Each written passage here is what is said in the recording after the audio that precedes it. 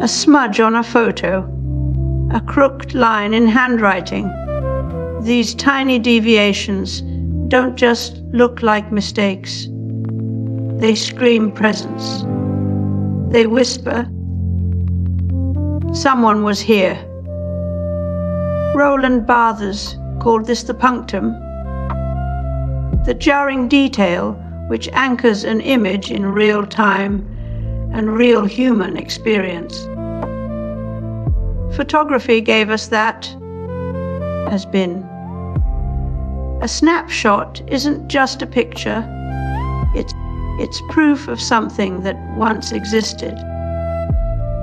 Barthes said the camera gives us a reality from which we are sheltered, a way to touch time without touching its skin.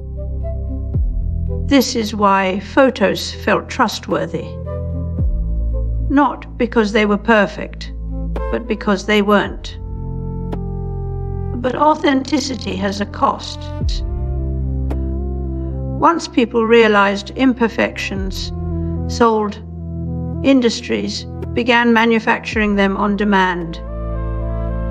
Filters add grain to digital photos. Algorithms mimic handwriting. What was once proof of presence becomes marketing. We trained machines not just to imitate life, but to sell it back to us as if we'd always meant for it to be this way.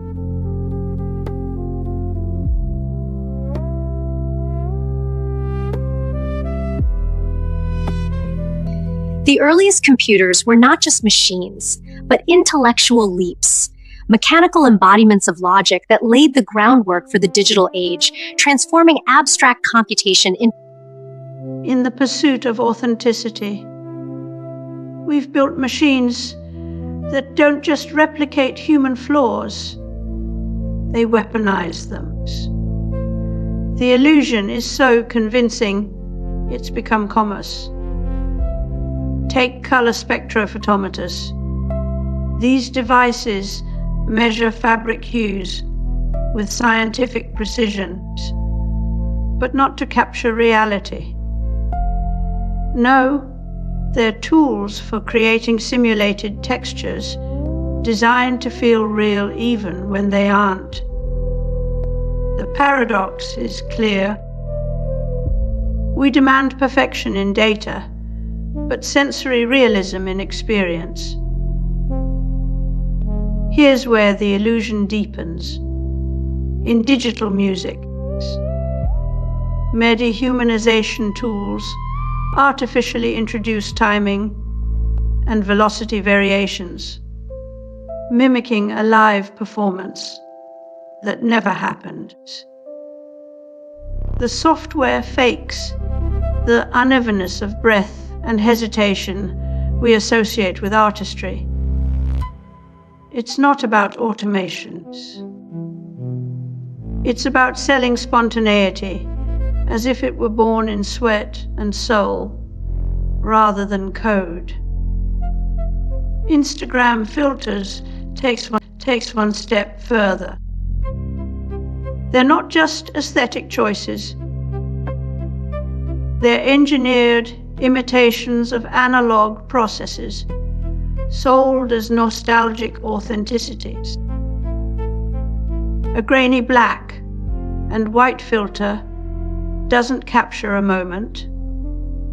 It sells the illusion that what you see was captured in film and developed by hand.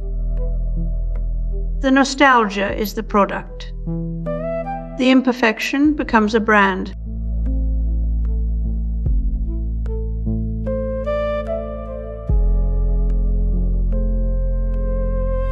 Then to check dye and fabric colors and check them accurately and scientifically, there's the spectrophotometer.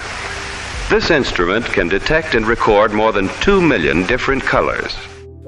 We've spent decades perfecting machines to imitate us, but now we're training them to fake their flaws. Because imperfection is more human than perfection. AI voice tools add vocal tics, like stuttered syllables or subtle breaths, so they don't sound too clean. Art generators layer simulated brushstrokes and grain onto synthetic canvases, trying to pass as handcrafted.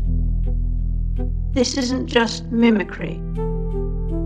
It's a calculated performance of authenticity, designed to bypass suspicion. The machine doesn't just look human. The more fakes there are, the harder we work to detect them. But what happens when the fakers get so good? They're not trying to trick you anymore. They just want to pass. Deepfake voices don't sound wrong, they sound right. AI art doesn't look mechanical. It looks like it could have been made by someone who spent years perfecting their craft. The goal isn't deception, but acceptance. It's not lying anymore. It's infiltration through mimicry.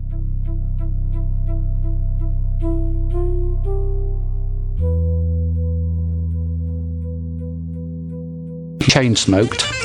He was very quiet, and he produced a lot of stuff with the most minuscule pieces of tape you have ever seen in your life.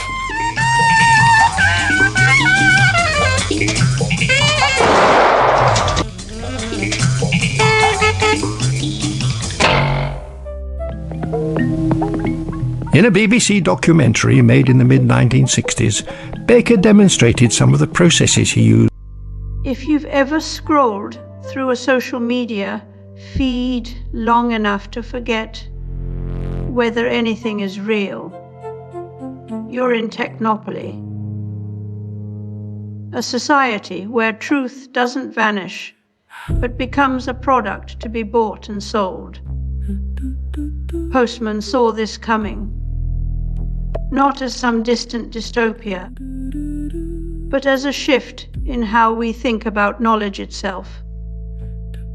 When reality can be copied, curated, and commodified, the idea of what's true gets rewritten by whoever controls the tools.